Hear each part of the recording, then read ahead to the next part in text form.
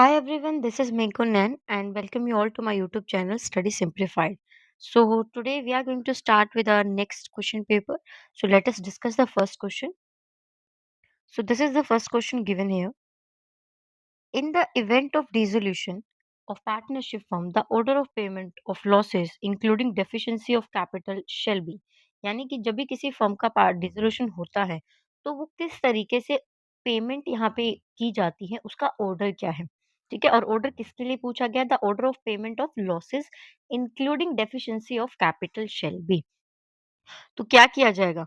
देखिए, जब भी आपकी कैपिटल्स जो है वो कम पड़ती हैं पेमेंट के लिए, या क्योंकि आपने अभी पिछली उसमें भी हमने देखा था कि जो पार्टनर्स होते हैं उनकी लायबिलिटी अनलिमिटेड होती है and even if the circumstances require we may use the their private assets as well. So यहाँ पे सबसे पहले आपने क्या करना होता है? सबसे पहले आपने ढूँढना होता है कि आपकी फर्म के पास प्रॉफिट कितने हैं, ठीक है?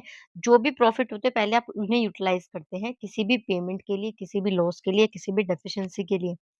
अगर प्रॉफिट्स हमारे पास अवेलेबल नहीं होंगे, देन हम जाते हैं हमारे कैपिटल अकाउंट्स की तरफ, यानी कि पार्टनर्स के कैपिटल अकाउंट्स की तरफ। अगर उनसे भी यहाँ पे अभी पेमेंट नहीं हो पाती है, देन लास्ट आता है उनकी प्राइवेट प्रॉपर्टी, या फिर हाँ, मतलब वही उनको जो इंडिविजुअली जिसको आप कह सकते हो, यानी कि उनकी प्राइवेट एसेट। तो ये हमारा सीक्वेंस रहता है।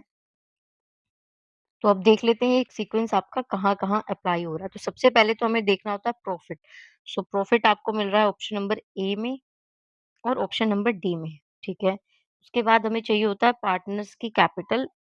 सो ऑप्शन नंबर व्हिच वो option is correct here. So option number D is the correct option here, ठीक है? चलते हैं नेक्स्ट क्वेश्चन की तरफ। Next question is given here. एक 6 मार्कर क्वेश्चन ही है आपका। हुँ। ललित एंड मदन है यहाँ पे और हमें करनी है पास जर्नल एंट्री। तो चलिए स्टार्ट करते हैं। सबसे पहले देखिए, ललित एंड मदन रेशियो इनका बताया गया है 7:3। 31 मार्च 2024 को फर्म डिसॉल्व हो जाती है और उन्होंने ऑलरेडी सारे एसेट्स और लायबिलिटी को ट्रांसफर कर दिया है टू रियलाइजेशन अकाउंट। इसका मतलब क्या हुआ? इसका मतलब ये हुआ अब आपकी जितनी भी जर्नल एंट्री होंगी वो आपके सिर्फ 3 अकाउंट्स के नाम से यहाँ पे पास करनी है। एक है आपका रियलाइजेशन अकाउंट,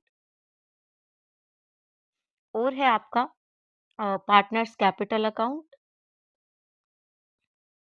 और तीसरा आपका रहेगा सिर्फ बैंक अकाउंट, या फिर आप इसको कैश अकाउंट भी लिख सकते हैं। अदर देन दैट अगर कोई सेटलमेंट होगा देन नो एंट्री, ठीक है? ये आपने याद रखना है।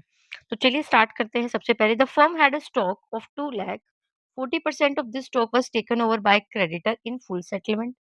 सेटलमेंट की कोई एंट्री नहीं होती एंड द रिमेनिंग पार्ट, तो रिमेनिंग कितना है? देखिए, अगर 40% ले लिया गया है सेटलमेंट में तो रिमेनिंग होगा 60%। तो 2 लाख का 60%, 2 लाख का 60% कितना हुआ? 2 लाख का 60% होता है हमारा 1,20,000।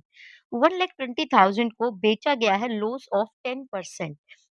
सो 1,20,000 का 1,20,000 को हम अगर 10% लॉस पे बेचेंगे तो ये हमारा आ जाएगा, अमाउंट आएगा 108,000। सो आपकी एंट्री क्या बचती है? पहली बात तो हम एसेट को बेच रहे हैं, एसेट को बेचेंगे तो पैसे आएँगे, तो बैंक अकाउंट आपका हो जाएगा डेबिट। तो यहाँ आप कर दीजिए bank account debit to realisation account, क्योंकि यहाँ कोई पार्टनर का कोई ज़िक्र नहीं है। क्लियर? अमाउंट आपका रहेगा ये। नेक्स्ट एंट्री देखिए, नेक्स्ट एंट्री में बोला है the remaining creditor were paid 2,10,000। क्योंकि देखिए ऊपर जो सेटलमेंट हुआ था ना वो सिर्फ 1 लाख वाले क्रेडिटर्स का हुआ था, ठीक है? बाकी के जो क्रेडिटर्स थे उनको पेमेंट की है ना हमने। तो हमारी यही जो एंट्री है, जब पैसे आते हैं तो हम ये एंट्री करते हैं।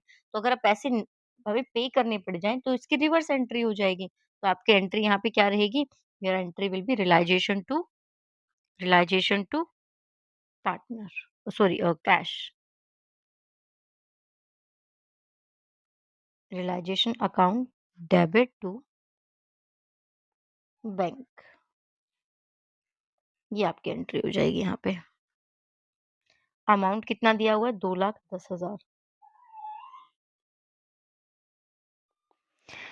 नेक्स्ट है क्वेश्चन सेज कि प्लांट एंड मशीनरी है 5 लाख की और वो यहाँ पे एक्सेप्ट कर ली गई है मिसेज़ मदन ने। अब Mrs Madan is not the partner, ठीक है?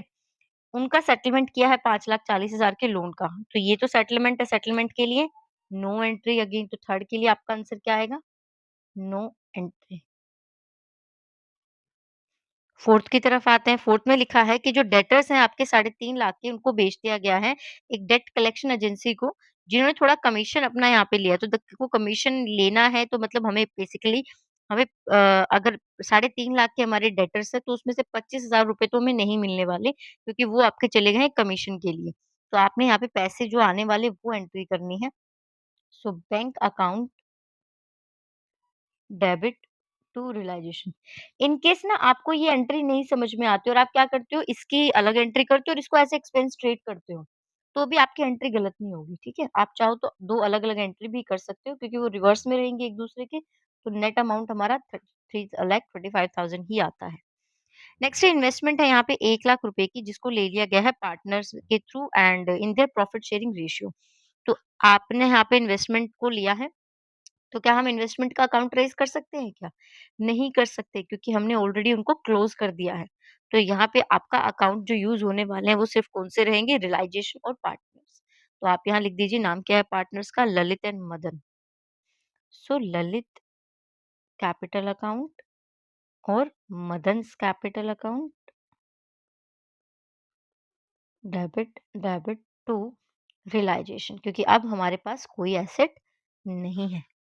तो आप यहाँ पे क्या करिएगा, इसको 7:3 में बाँटेंगे 1 लाख को, तो आपका सीधा से 70,000 30,000 आ रहा है ना? यस, ये आपका पेमेंट हो गया। लास्ट एंट्री से देखिए, लास्ट एंट्री में लिखा है आपको एक्सपेंस पे करने हैं डिसोल्यूशन के 8,000। एक्सपेंस पे करने के लिए एंट्री क्या होगी? सिंपल, रियलाइज़ेशन अकाउंट आपका डेबिट होगा ना, क्योंकि एक्सपेंस है realisation. Debit to bank account. कितने पैसे हैं? 8,000।